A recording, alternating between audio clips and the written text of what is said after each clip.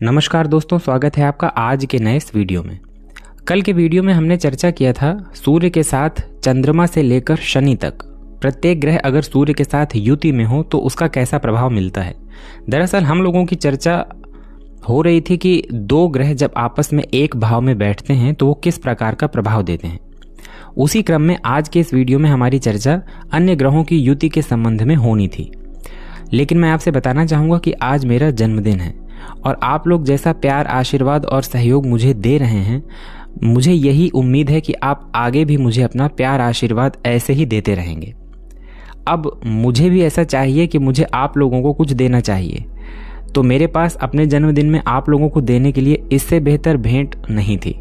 मुझे लगा क्यों ना कोई ऐसा वीडियो बनाया जाए जिस वीडियो में हम हर लग्न के लोगों के लिए उस लग्न में कुछ अच्छे योगों के बारे में चर्चा करें, कुछ राज योगों के बारे में चर्चा करें, जैसे महाधनी योग, महाभाग्यवान योग। आज के परिवेश में हर व्यक्ति महाधनी बनना चाहता है, महाभाग्यवान बनना चाहता है। उसे चाह होती है ये देखने की कि क्या मेरी जन्म कुंडली में मैं भी महाधनी बनूंगा, क्या मेरा भाग्य भी अच्छा है, या मेरा भाग्य साथ नहीं दे रहा तो कैसे देगा। अब यहाँ पर अगर मैं आपसे कहूँ तो आज के परिवेश में अगर कोई व्यक्ति महाधनी है तो ऑलरेडी वो महाभाग्यवान भी है, और अगर कोई व्यक्ति कहता है कि मैं महाभाग्यवान हूँ तो तुरंत आप ही उससे पूछेंगे कि अगर तुम महाभाग्यवान हो तो बताओ तुम्हारे पास कितना धन है। यानी आज के परिवेश में धन को भाग्य से जोड़कर देखा जा रहा है। हालांकि ये पहले भी ऐसा होता था कि जिस व्यक्ति के पास जितना धन है उसे उतना ही भाग्यवान समझा जाता था, लेकिन आज के परिवेश में तो जैसे धन ही भाग्य की परिभाषा रह गई है। तो चलिए देरी न करते हुए शुरू करते हैं। हो सकता है कि वीडियो बहुत लंबा हो तो मैं इस वीडियो को 2 भागों में रिकॉर्ड करके और आज के दिन में ही पोस्ट कर दूंगा। यानी एक वीडियो आपको सुबह मिल जाएगा और एक वीडियो दोपहर के 2 बजे। तो हम 6 लग्नों की चर्चा इस वीडियो में करेंगे और 6 लग्नों की चर्चा हम करेंगे दोपहर के वीडियो में। तो चलिए देरी न करते हुए शुरू करते हैं और सबसे पहले बात करेंगे मेष लग्न में महाधनी और महाभाग्यवान योग कैसे बनता है।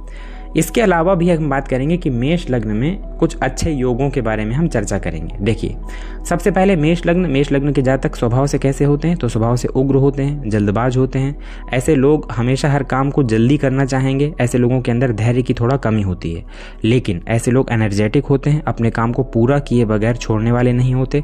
हर फील्ड में ऐसे लोग आगे रहना पसंद करते हैं, दूसरों की मदद करना पसंद करते हैं। अब मेष लग्न में ऐसे कौन कौन से ग्रह योग हैं जो अगर आपकी जन्म कुंडली में हैं तो आपको अपने कार्य क्षेत्र में सफलता मिलने के ज़्यादा चांस हो जाते हैं, या यूं कह लीजिए कि आप अपने जीवन काल में हर सुख सुविधा पा सकते हैं।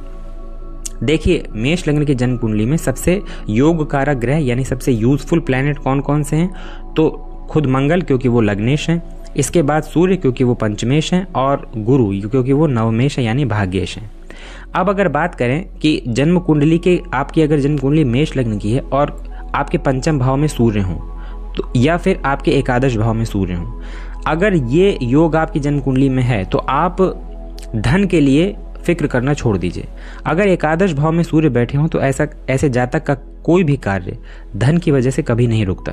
यहाँ पर सूर्य जो है व्यक्ति को न सिर्फ धनवान बनाते हैं, बल्कि यहाँ पर सूर्य व्यक्ति को अति विशिष्ट कारक जैसा प्रभाव देने लगते हैं। एकादश में सूर्य हो तो ऐसा व्यक्ति उत्तरोत्तर धन कमाता है अपने जीवन काल में, यानी ऐसे व्यक्ति का कोई भी कार्य पैसे के लिए कभी नहीं रुकता।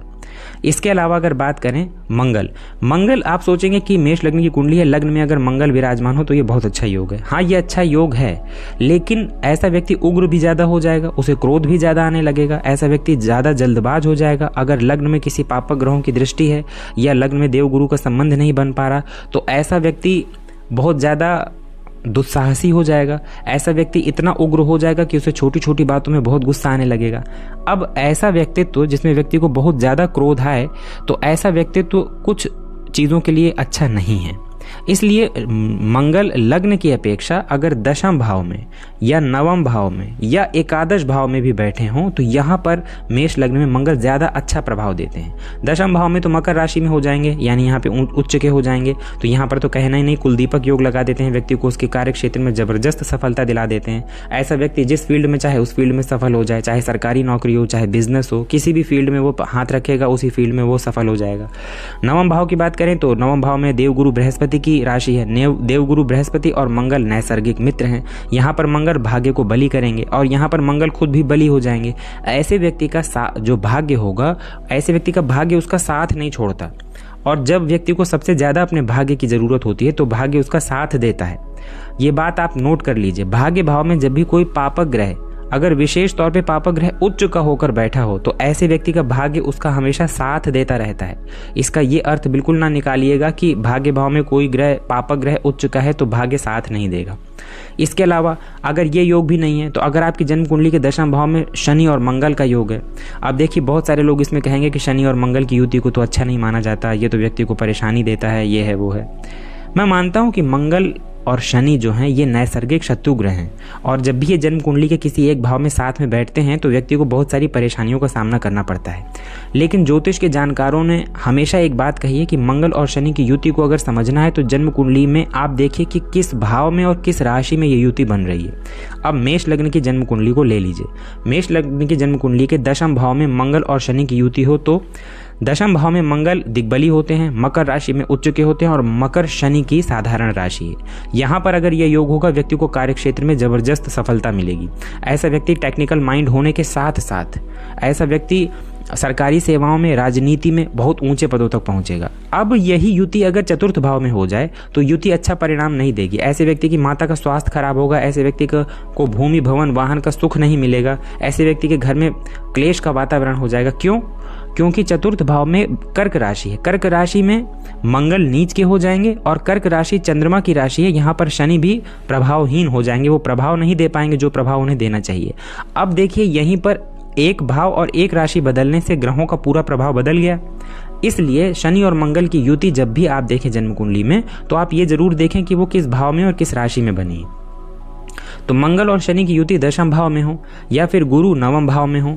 गुरु दशम भाव में नहीं होंगे क्योंकि दशम भाव में गुरु यहाँ मकर राशि में नीच के हो जाएंगे, तो अकेले अगर गुरु मकर राशि में बैठेंगे तो कार्य क्षेत्र में जो है परेशानियां खड़ा कर देंगे।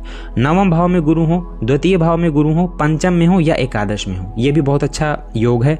अब गुरु जो है भाग्येश हैं, भाग्येश आय भाव से संबंध बनाएगा, महाधनी योग। भाग्येश दूसरे भाव से यानी धन भाव से संबंध बनाएगा, इसे भी महाधनी योग जैसे ही गिना जाता है। भाग्येश अगर पंचम भाव से संबंध बनाएंगे तो ऐसे व्यक्ति ज्ञानवान हो जाएगा, ज्ञान की बदौलत अपने जीवन काल में प्रत्येक सुख सुविधा पाएगा। ऐसा व्यक्ति सरकारी नौकरी में बहुत ऊंचे पदों तक पहुंच जाते हैं। यहां तक कि अगर लग्न में भी गुरु हो तो यह भी बहुत अच्छी स्थिति है मेष लग्न के लिए। लग्न में अगर गुरु और चंद्र की युति हो जाए या अकेले भी गुरु बैठे हों तो भावनाश वाला आप सूत्र थोड़ी देर के लिए भूल जाइए। लग्न में गुरु बैठकर पंचम दृष्टि ज्ञान भाव में डालेंगे, सप्तम दृष्टि सातवें भाव में डालेंगे और नवम दृष्टि भाग्य भाव में डालेंगे। एक साथ व्यक्ति का भाग्य भी मजबूत करेंगे, उसका ज्ञान भी मजबूत करेंगे और उसको जो है अगर वो व्यवसाय करता है या उसका वैवाहिक जीवन उसे भी सिक्योर कर देंगे। तो ये भी एक बहुत अच्छी स्थिति है। शुक्र अगर दूसरे भाव में हो तो बहुत अच्छा रिजल्ट करेंगे क्योंकि द्वितीय भाव में शुक्र की ही राशि बनी हुई है, तो यहाँ पर शुक्र जो है धन के लिए बहुत अच्छे कहे जाएंगे। या फिर शुक्र 12वें भाव में हो। अब बहुत सारे लोग कहेंगे 12वें भाव में तो कोई भी ग्रह अच्छा परिणाम नहीं देता। 12वें भाव में शुक्र इकलौता ऐसा ग्रह है जो अगर मेष लग्न में 12वें भाव में हो तो ऐसे व्यक्ति को कहा गया कि ऐसे व्यक्ति महाभाग्यवान होगा। अब महाभाग्यवान होगा ऐसा व्यक्ति, लेकिन शुक्र 12वें भाव से जब भी संबंध बनाता है तो ऐसे व्यक्ति को हमेशा अपने चरित्र को अच्छा रखना चाहिए। अगर व्यक्ति अपना चरित्र अच्छा रखता है तो कोई ऐसा भौतिक सुख नहीं है जो यहाँ बैठा शुक्र व्यक्ति को ना दे। तो इतने सारे सूत्र जो हैं ये मेष लग्न के मैंने आपको बताया। इनमें से कोई भी एक सूत्र या एक से ज़्यादा सूत्र अगर आपकी जन्म कुंडली में घटित हो रहे हैं तो आप निश्चिंत हो जाइए कि आपकी जन्म कुंडली बहुत अच्छी है और आपकी जन्म कुंडली आपको सपोर्ट करने वाली है। बस ज़रूरत है तो आपको कर्म करने की। अब एक बार अगर सूक्ष्म दृष्टि डालें तो शनि जो है वो भी, शनि भी अगर भाग्य भाव में हो, दशम भाव में हो, एकादश भाव में हो, या फिर गुरु नवम भाव में हो, एकादश भाव में हो, द्वितीय भाव में हो या पंचम भाव में हो, शनि मंगल का 10वें भाव से संबंध बन रहा हो, गुरु चंद्र का लग्न से संबंध बन रहा हो, शुक्र अकेले 12वें भाव में बैठे हों, इसके अलावा शनि अकेले 10वें घर में हो या 11वें घर में हो, ये भी प्रबल राजयोग कारक माना जाता है। मंगल अगर पंचम भाव में हो या भाग्य भाव में बैठे हों या एकादश भाव में बैठे हों तो भी आप ये जान के चलिए कि कुंडली जो है अपने आप में बेहद मजबूत है। यानी ये कुछ ऐसे योग हैं कि आपको, अगर ये योग आपकी जन्म कुंडली में है तो आप ये मान के चलिए कि ये अपने आप में राजयोग हैं। महाधनी राजयोग, महाभाग्यवान जैसे राजयोग जैसा ही प्रभाव देने वाले हैं। यानी आपको सिर्फ कर्म करने की आवश्यकता है और आपको प्रत्येक क्षेत्र में सफलता मिलेगी जिस क्षेत्र में आप चाहेंगे। तो ये हो गई मेष लग्न की बात। अब आइए बात कर लेते हैं वृषभ लग्न की। वृषभ लग्न की बात करें तो वृषभ लग्न के जातकों का स्वभाव कैसा होता है? धीर गंभीर होते हैं, शांत होते हैं, अपने काम से काम रखने वाले होते हैं। ऐसे लोगों को बदलाव पसंद नहीं होता। ऐसे लोगों को अगर आप देखेंगे लंबे समय तक किसी एक जगह पर रहे तो उन्हें वो जगह अच्छी लगने लगती है। ऐसे व्यक्तियों को खुशबुएं बहुत अच्छी लगती हैं। ऐसे लोगों को व्यवस्थित रहना अच्छा लगता है। ऐसे लोग अपना कमरा, अपना घर व्यवस्थित रखना पसंद करते हैं। ऐसे लोग दूसरों पर भरोसा भी करते हैं और ऐसे व्यक्ति के ऊपर अन्य लोग भी भरोसा करते हैं, यानी विश्वसनीय होते हैं। अब अगर बात करें योग कारक ग्रह की, तो वृषभ लग्न में योग कारक ग्रहों में सर्वाधिक योग कारक शुक्र हैं, क्योंकि वो लग्नेश है। हालांकि वो षष्ठेश भी हैं, लेकिन लग्नेश होने की वजह से योग कारक हैं। इसके अलावा बुध योग कारक है, क्योंकि बुध धन भाव के स्वामी और पंचम भाव के स्वामी बनते हैं। और शनि सर्वाधिक योग कारक ग्रह हैं, क्योंकि वो नवम और दशम भाव के स्वामी बनते हैं। अब अगर बात करें वृषभ लग्न में कि कौन कौन से ऐसे योग हैं जो अगर आपकी जन्म कुंडली वृषभ लग्न की है और उसमें घटित हो रहे हैं, तो आप निश्चिंत हो जाइए, ये राजयोग जैसे ही कार्य करेंगे। सबसे पहला राजयोग, अगर लग्न में ही सूर्य बुध और शुक्र की युति हो। वृषभ लग्न में अगर लग्न में सूर्य बुध और शुक्र की युति हो, ऐसी युति व्यक्ति को उसके जीवन काल में हर एक प्रकार की सफलता दिलवाने वाली, सरकारी नौकरी दिलवाने वाली, कार्य क्षेत्र में जबरदस्त सफलता दिलवाने वाली, विशाल और अच्छा व्यक्तित्व प्रदान करने वाली, ऐसा व्यक्ति गवर्नमेंट सेक्टर में बहुत जल्दी और बहुत ऊंचे पदों तक पहुंच जाता है। ऐसा व्यक्ति अगर व्यवसाय करता है तो अपनी बुद्धि से, अपनी प्लानिंग से जो है अपने व्यवसाय को बहुत आगे तक ले जाता है। ऐसा व्यक्ति जिसके लग्न में ही सूर्य बुध और शुक्र की युति हो, ऐसा व्यक्ति बेहद तीव्र जो है वाणी का होगा, मतलब प्रखर वाणी का होगा, प्रखर बुद्धि होगी उसकी। ऐसा व्यक्ति जिसके लग्न में ये तीन ग्रह एक साथ बैठे हों, ऐसा व्यक्ति भौतिकतावादी चीज़ों की तरफ अट्रैक्ट होगा और उनको पा भी लेगा। वहीं बुध की बात करें तो बुध अगर पंचम भाव में बैठे हों, नवम भाव में बैठे हों, दशम भाव में बैठे हों, तो बहुत अच्छा रिजल्ट करते हैं। पंचम भाव में उनकी उच्च राशि हो जाएगी। ऐसे लोग जो है मैथमेटिक्स वगैरह में बहुत अच्छा जो है सीख लेते हैं। गणित क्षेत्र में उनकी अच्छी रुचि होती है, गणित को सीख भी लेते हैं। ऐसे लोग पढ़ाई के क्षेत्र में बहुत आगे होते हैं। ऐसे लोगों की वाणी जो होती है बहुत अच्छी होती है। ऐसे लोग बैंकिंग सेक्टर में, मार्केटिंग में या शेयर मार्केट में बहुत अच्छा जो है स्कोप होता है। ऐसे लोग बहुत अच्छा रिजल्ट कर ले जाते हैं। बुध अगर पंचम भाव में बैठे हों तो ऐसा व्यक्ति अपने ज्ञान की बदौलत बहुत ऊंचे पदों तक पहुंचते देखे गए हैं। नवम भाव में अगर बुध हो तो यहाँ पे बहुत अच्छा रिजल्ट करेंगे, भाग्य को स्थायित्व प्रदान करने वाले हो जाएंगे। ऐसे बुध जो है व्यक्ति की वाणी और बुद्धि दोनों को प्रबल जो है कर देंगे। दशम भाव में बुध कार्य क्षेत्र के लिए बहुत अच्छे जाने जाते हैं। अब बुध के कार्यकत्व में जो भी जो है कार्य क्षेत्र आते हैं उनका अगर आप चुनाव करेंगे तो बुध यहाँ पे आपको जबरदस्त सफलता देंगे। वृषभ लग्न में अगर मैं आपसे कहूँ कि बुध मीन राशि में भी अच्छा प्रभाव देंगे तो आप तुरंत ये बोलेंगे कि नहीं, मीन तो बुध की नीच राशि होती है, यहाँ पर तो बुध नीच के हो जाएंगे, यहाँ अच्छा रिजल्ट कैसे करेंगे। तो मैं आपको बता दूं, अगर आपकी वृषभ लग्न है और बुध आपके मीन राशि में ही क्यों ना बैठे हों, आप बुध के नक्षत्र को और उसकी डिग्री को देखिए। अगर बुध किसी अच्छे नक्षत्र में 15 डिग्री से ऊपर बैठे हैं तो आप पन्ना पहन के देखिए, या फिर बुध के मंत्रों का जप करके या इनके अधिपति देवता की पूजा करके देखिए। बुध आपको बहुत अच्छा रिजल्ट करेंगे, क्योंकि 11वें भाव में बुध जो है वो अति विशिष्ट कारक हो जाते हैं। ऐसे बुध व्यक्ति को धन के मामले में सर्वश्रेष्ठ बना देते हैं। ये बुध यहाँ ऐसे बुध जो है अगर 15 डिग्री से ऊपर है, किसी अच्छे नक्षत्र में है या गुरु का संबंध है, तो ऐसे बुध व्यक्ति को महाधनी योग के जैसा फल देने वाले हो जाएंगे। इसके अलावा बुध दूसरे भाव में भी अच्छा रिजल्ट करेंगे। गुरु की बात करें तो अगर चतुर्थ भाव में अकेले गुरु बैठे हों या चतुर्थ भाव में गुरु के साथ चंद्रमा हो तो ये बहुत अच्छा है। दशम भाव में अगर सूर्य बैठे हैं और सूर्य के साथ गुरु हैं तो ये बहुत अच्छा है, व्यक्ति को कार्य क्षेत्र में सफलता मिल जाएगी। अब अगर बात करें शनि की, शनि वृषभ लग्न की जन्म कुंडली में लग्न में, छठवें भाव में, नवम भाव में, दशम भाव में या एकादश भाव में, इनमें से किसी भी भाव में बैठे हों तो व्यक्ति प्रबल भाग्य वाला माना जाएगा। शनि नवम भाव से अकेले संबंध बना ले तो ऐसे लोगों का भाग्य उम्र के शुरुआती दौर में तो थोड़ा सा कम समझ में आता है, लेकिन जैसे जैसे उनकी उम्र बढ़ती है वैसे वैसे उनका भाग्य जो है उनका साथ देने लगता है। दशम भाव में शनि जो है वो कार्य क्षेत्र में थोड़ा सा संघर्ष देते हैं, क्योंकि वृषभ लग्न है तो यहाँ शनि योग कारक है, इसलिए यहाँ पर संघर्ष कम तो होगा मगर होगा, और ऐसा संघर्ष होगा जिसको पार करने के बाद व्यक्ति को बहुत ज़्यादा सफलता मिलती है। दशम भाव में शनि जिनके होता है वृषभ लग्न वालों के, ऐसे लोगों को आप देखेंगे कि ऐसे लोग प्रशासनिक सेवाओं में बहुत ऊंचे पदों तक पहुंच जाते हैं। अब ऐसे शनि के ऊपर अगर कहीं से गुरु की दृष्टि पड़ जाए, नवम भाव में बैठे शनि के ऊपर कहीं से गुरु की दृष्टि पड़ जाए तो इसे महाभाग्यवान योग कहा गया। ऐसे व्यक्ति का भाग्य उसके साथ साथ चलने वाला कहा गया।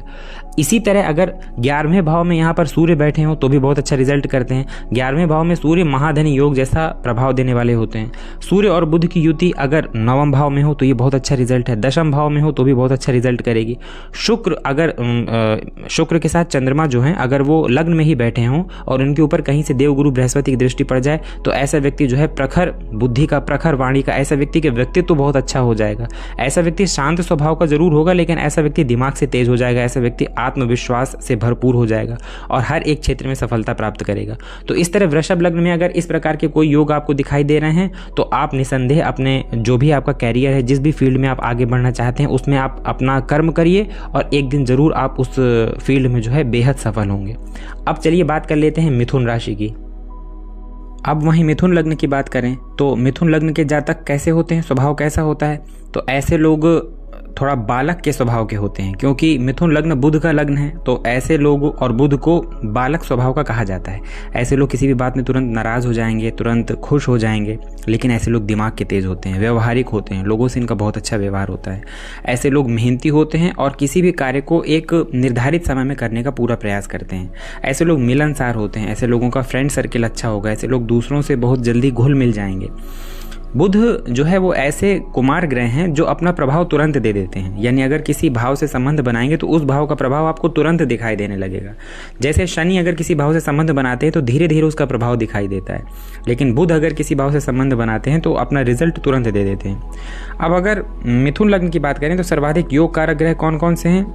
तो सर्वाधिक योग कारक ग्रह खुद बुध है, क्योंकि वो लग्नेश हैं, इसके साथ चतुर्थेश हैं।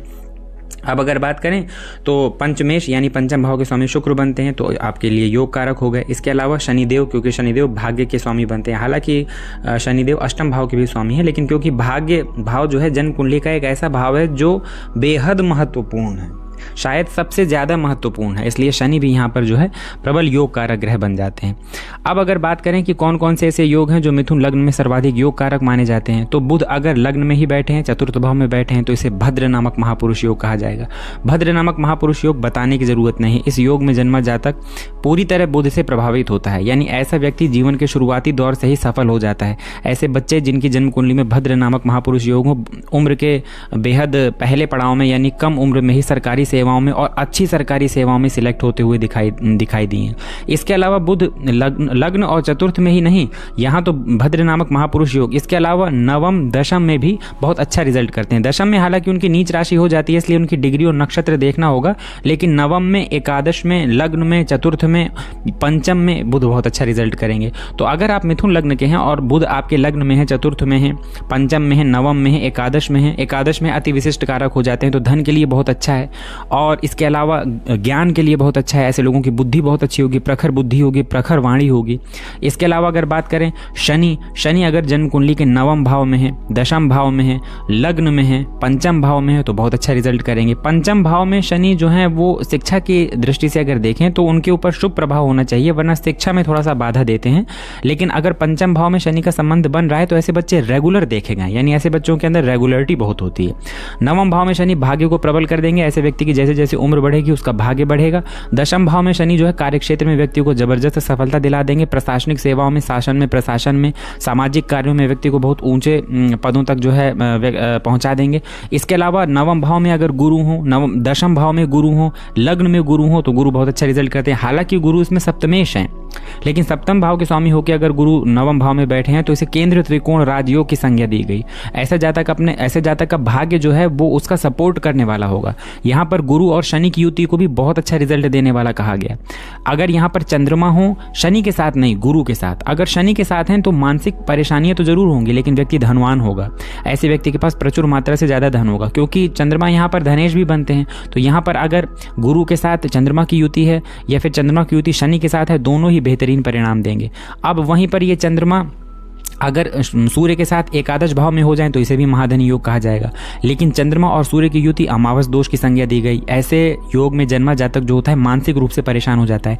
तो शनि और चंद्र की युति चाहे नवम भाव में हो या शनि और सूर्य की युति एकादश भाव में हो, धन के लिए तो बहुत अच्छा है, लेकिन व्यक्ति को इनका जो मतलब कहते हैं ना एक सामान्य प्रभाव देखने के लिए आता है, जिसकी चर्चा हम लोगों ने कल के वीडियो में की थी। ऐसा व्यक्ति मानसिक रूप से अशांत हो जाता है, हालांकि ऐसा व्यक्ति दूरगामी सोच का हो जाता है।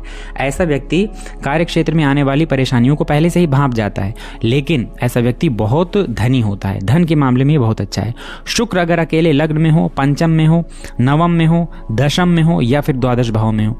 द्वादश भाव को छोड़ दीजिए तो बाकी के जो भाव हैं यहाँ पर तो शुक्र आपको सफलता देंगे ही। द्वादश भाव में शुक्र जो है आपको हर एक प्रकार की सुख सुविधा, लग्जीरियस लाइफ स्टाइल देने के लिए बाध्यकारी, क्योंकि 12वें भाव में अकेला शुक्र को ही ऐसा माना जाता है कि 12वें भाव में व्यक्ति को महाभाग्यवान बना देते हैं। बस ऐसे व्यक्ति को अपने चरित्र में थोड़ा सा सुधार करना चाहिए, मतलब अपने चरित्र को बिगड़ने नहीं देना चाहिए। अगर उसने अपना चरित्र मजबूत रख लिया तो ऐसे शुक्र जो 12वें भाव में बैठे हैं, खुद की राशि में बैठे हैं, व्यक्ति को अकेला ऐसा शुक्र हर सुख सुविधा, भूमि, भवन, वाहन, लग्जीरियस लाइफ स्टाइल देने के लिए जो है सक्षम है, और वो देते भी हैं।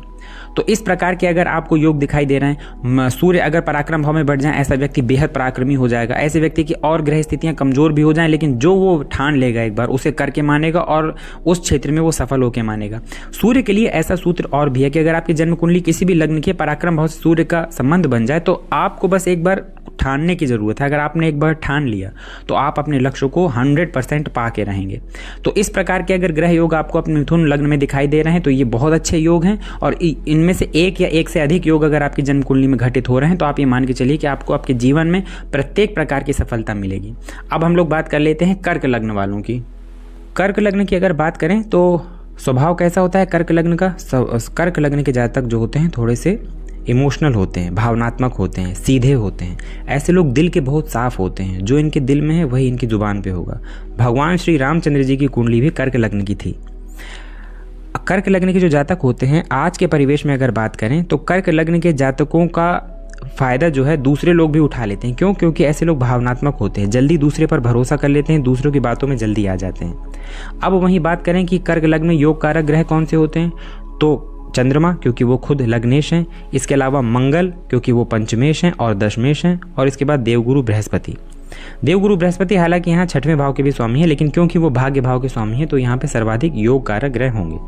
चंद्रमा और गुरु का संबंध अगर लग्न से बन जाए, पंचम से बन जाए, नवम से बन जाए, दशम से बन जाए या एकादश से बन जाए, ये सर्वाधिक योग कारक स्थिति है कर्क लग्न की जन्म कुंडली के लिए। गुरु और चंद्रमा का संबंध व्यक्ति को उसके जीवन काल में न सिर्फ सफलता दिलाता है बल्कि समाज में मान सम्मान और प्रतिष्ठा भी दिलाता है। चंद्रमा जो है वो हमारा मन है, और जो गुरु हैं वो एक तरह से मन को कंट्रोल करके, हम अगर अपने मन को नियंत्रित कर लें, मन को अच्छी दिशा में लगा दें, इससे ज़्यादा बड़ी बात हमारे लिए और क्या हो सकती है। मन को नियंत्रित करना एक असंभव सा कार्य लगता है। जिसने मन को नियंत्रित कर लिया तो उसने तो फिर सब कुछ जीत लिया। तो इसलिए ये युति अगर जन्म कुंडली के इन भावों में हो तो ऐसा व्यक्ति अपने जीवन काल में हर एक प्रकार की सफलता पाता है, और ऐसे व्यक्ति को समाज में एक अलग दृष्टि से देखा जाता है, एक अलग सम्मान से देखा जाता है। इसके अलावा अगर बात करें तो सूर्य अगर धन भाव में हो, सूर्य पंचम भाव में हो, सूर्य भाग्य भाव में हो, इसके अलावा सूर्य एकादश भाव में हो, इन चारों भाव में अगर सूर्य का संबंध बन रहा है तो धन के लिए बहुत अच्छी स्थिति है। इसके अलावा देवगुरु बृहस्पति अगर लग्न में बैठ रहे हैं, द्वितीय भाव में बैठ रहे हैं, पंचम में है, नवम में है या दशम में है तो बहुत अच्छी स्थिति है। ऐसे स्थिति अगर आपकी जन्म कुंडली में बन रही है तो आपको धन की और भाग्य की, इनके लिए आपको परेशान होने की ज़रूरत नहीं है। ये आपको मान के चलना है कि इनकी स्थिति आपके जीवन काल में अच्छी बनी रहेगी।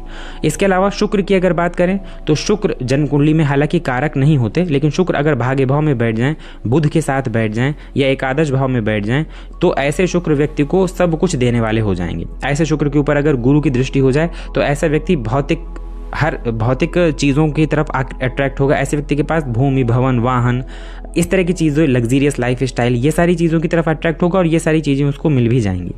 याद रखिएगा यहाँ पर शनि जो है वो भाग्य भाव में बहुत अच्छा रिजल्ट करेंगे, क्योंकि भाग्य भाव में शनि का किसी भी लग्न में भाग्य भाव से अगर संबंध है तो भाग्य भाव में शनि जो है वो एक तरह से व्यक्ति को ऐसा भाग्य देते हैं जो उसके कर्म के पीछे चलता है, और ऐसा व्यक्ति जीवन के शुरुआती दौर से जिम्मेदारियां उठाना सीख जाता है, कर्म करना सीख जाता है। लेकिन शनिदेव की उच्च राशि चतुर्थ भाव में, यहाँ पर शनिदेव अच्छा रिजल्ट नहीं करते। आप सोचिए कि केंद्र के भाव में शनि यहाँ पर बैठेंगे तो शश नामक महापुरुष योग बनेगा, तो ऐसा व्यक्ति जो है अपने जीवन काल में बहुत ज़्यादा सफल होगा नहीं। यहाँ पर शनि बैठकर व्यक्ति को क्षेत्र के मामले में तो कुछ सफलता दे देंगे, यानी ऐसे व्यक्ति के पास एक से ज़्यादा घर होगा, ज़मीन होगी, गाड़ी होगी, लेकिन व्यक्ति उसका सुख नहीं भोग पाएगा। इसके अलावा बहुत सारी ऐसी चीज़ें हैं जो शनि जो है बहुत अच्छा रिजल्ट नहीं करेंगे कर्क लग्न में।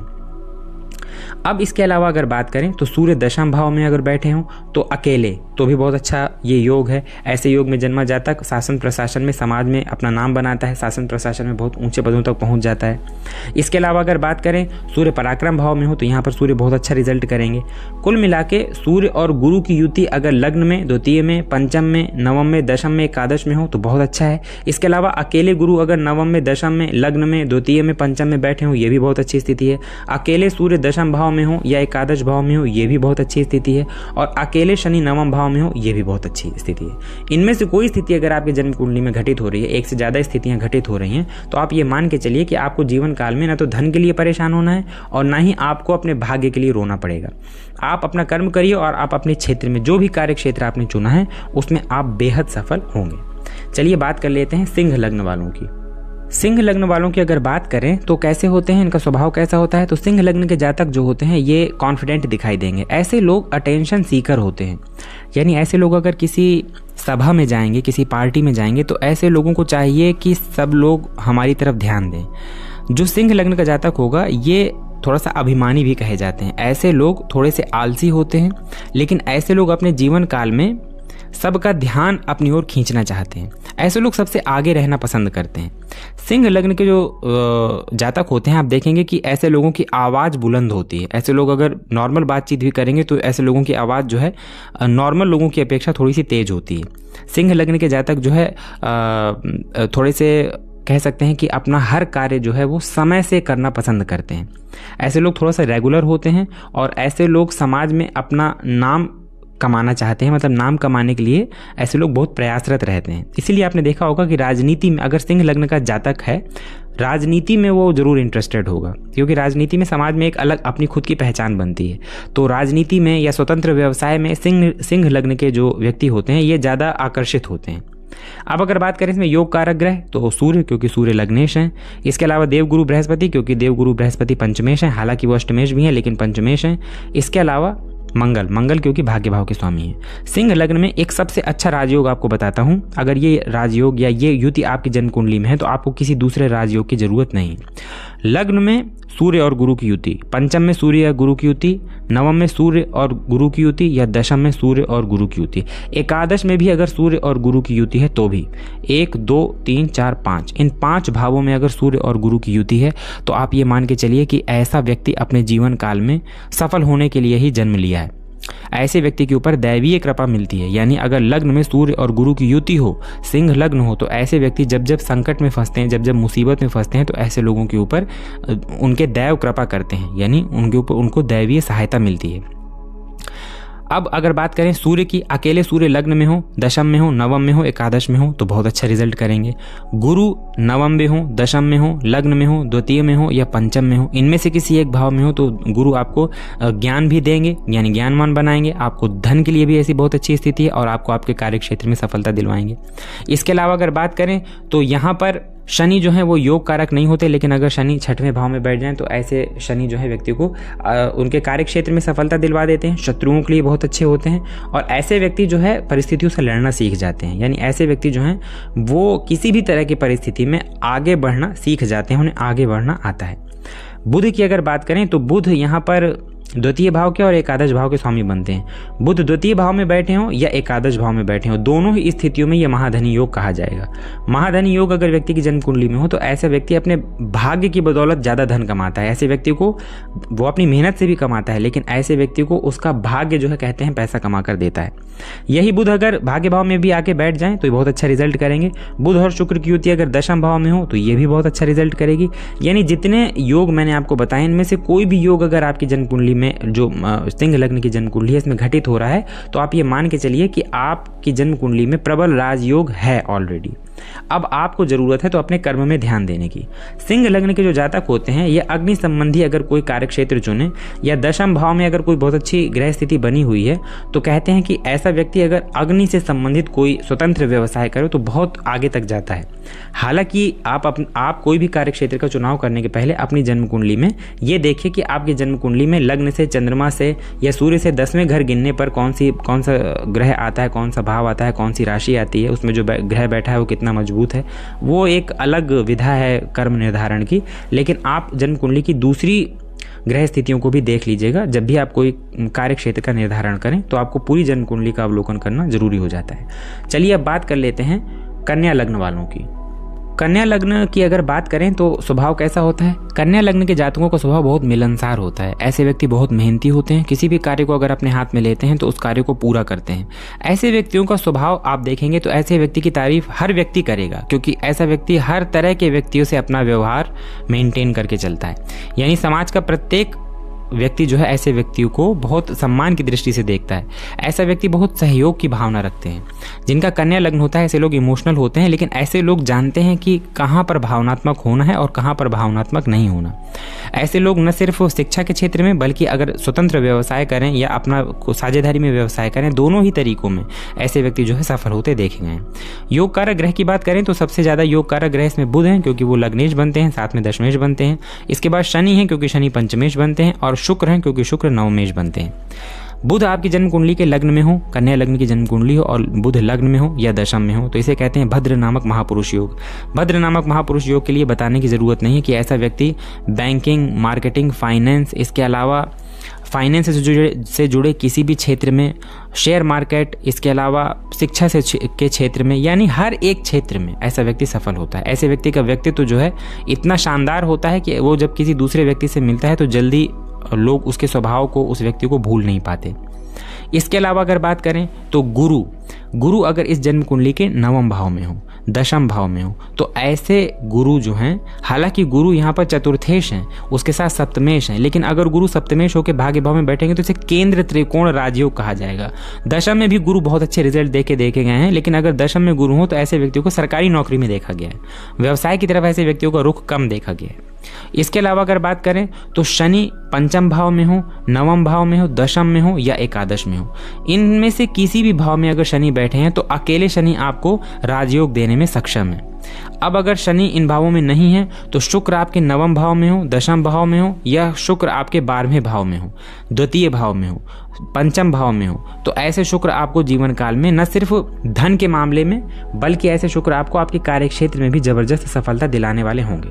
अब शुक्र यहाँ पर धन भाव के स्वामी बनते हैं। अगर 12वें भाव में जाके बैठेंगे तो ऐसे व्यक्ति को महाभाग्यवान कहा गया, और शुक्र यहाँ पर ऑलरेडी भाग्य भाव के स्वामी हैं। 12वें भाव में बैठकर अगर व्यक्ति अपना चरित्र अच्छा रखे तो ऐसी कोई वस्तु नहीं है जो वो चाहे और उसे मिले ना।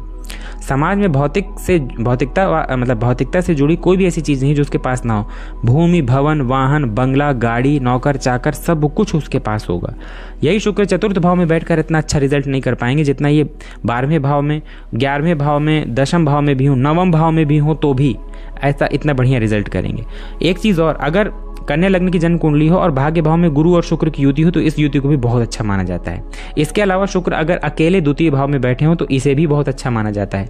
द्वितीय भाव में शुक्र के साथ राहु हो तो बहुत से ज्योतिष के जानकारों ने इसको महाधनी योग बोला और कहा कि व्यक्ति को सडन धन लाभ होता है, यानी व्यक्ति को आकस्मिक रूप से धन लाभ होता है। अब चूंकि राहु यहाँ पर है तो उसके दुष्प्रभाव भी देखने को मिलेंगे, लेकिन ज्योतिषकारों ने लिखा कि राहु अगर शुक्र के साथ द्वितीय भाव में हो तो ऐसे व्यक्ति को उसके जीवन काल में बहुत बार अचानक धन लाभ होता है, और इतना धन लाभ होता है जो उसने सोचा नहीं होता, इतना उसे धन लाभ होता है।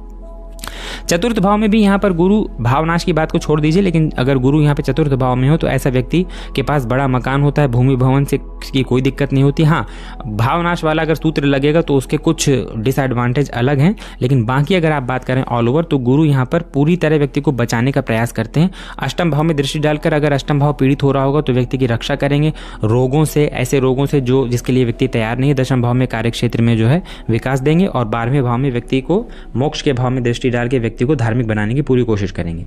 या यूं कह लीजिए कि व्यक्ति अगर धार्मिक बना रहेगा तो उसका विकास हर प्रकार से उसको देखने के लिए मिलेगा।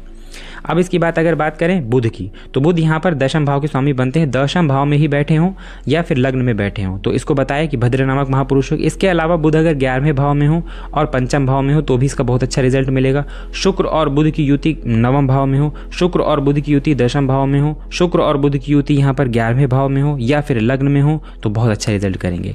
कन्या लग्न में भी सूर्य भले ही 12वें भाव के स्वामी बनते हैं, लेकिन लग्न में अगर सूर्य और बुध के साथ बैठ जाएं, यानी शुक्र, सूर्य और बुध की युति हो जाए तो ऐसा व्यक्ति अपने जीवन काल में विशेष सफलता पाने वाला होता है। ऐसा व्यक्ति अपने जीवन काल में नौकरी हो तो नौकरी के क्षेत्र में और व्यवसाय हो तो व्यवसाय के क्षेत्र में भी बहुत ऊंचे पदों तक पहुंचते हुए देखे गए हैं। तो इस प्रकार से हम लोगों ने 6 लग्नों में कुछ ऐसी ग्रह युतियां, कुछ ऐसे राजयोगों के बारे में चर्चा की जो अगर आपके जन्म लग्न या जन्म कुंडली में हैं तो आपको ये मान लेना चाहिए कि आप अपने जीवन काल में विशेष सफलता प्राप्त करेंगे। बस आपको आपके कर्म में ध्यान देने की ज़रूरत है। इसके अलावा धार्मिक बने रहिए, दूसरों के प्रति जो है दया भाव रखिए। इस तरह से अगर आप अपना जो है रखेंगे तो आपको इस तरह के राजयोगों का ज़्यादा लाभ मिलेगा। बाकी के 6 लग्नों की चर्चा आपको दूसरे वीडियो में, बाकी के 6 लग्नों की चर्चा जब हम करेंगे तो उसे दूसरे वीडियो में 2 बजे जो हमारा वीडियो पोस्ट होता है उस वीडियो में आप बाकी के 6 लग्नों को के बारे में देख सकते हैं। ये जो 6 लग्न हैं जिसमें हम लोगों ने मेष से लेकर कन्या तक हम लोगों ने बातचीत किया, इनमें से अगर आपकी जन्म कुंडली है तो आप इसको देखकर और वीडियो के कमेंट सेक्शन में ज़रूर कमेंट करके बताइएगा कि आपकी जन्म कुंडली किस लग्न की है और आपकी जिस भी लग्न की जन्म कुंडली उसमें कौन से योग ऐसे बन रहे हैं जो हमने आज चर्चा किया और वही योग आपकी जन्म कुंडली में भी बन रहे हों। इसे कमेंट सेक्शन में कमेंट करके ज़रूर बताइएगा। वीडियो अगर अच्छा लगा हो तो वीडियो को लाइक करिएगा और अपने चिर परिचित लोगों में वीडियो को साझा करिएगा ताकि उन्हें भी अपनी जन्म कुंडली से संबंधित या अन्य जन्म कुंडली से संबंधित ये जानकारी मिल सके। इसके साथ ही अगर आपको वीडियो में दी गई जानकारी अच्छी लगी हो तो आप चैनल को भी सब्सक्राइब करिएगा। मिलते हैं इसी वीडियो के दूसरे भाग में, तब तक के लिए नमस्कार, धन्यवाद।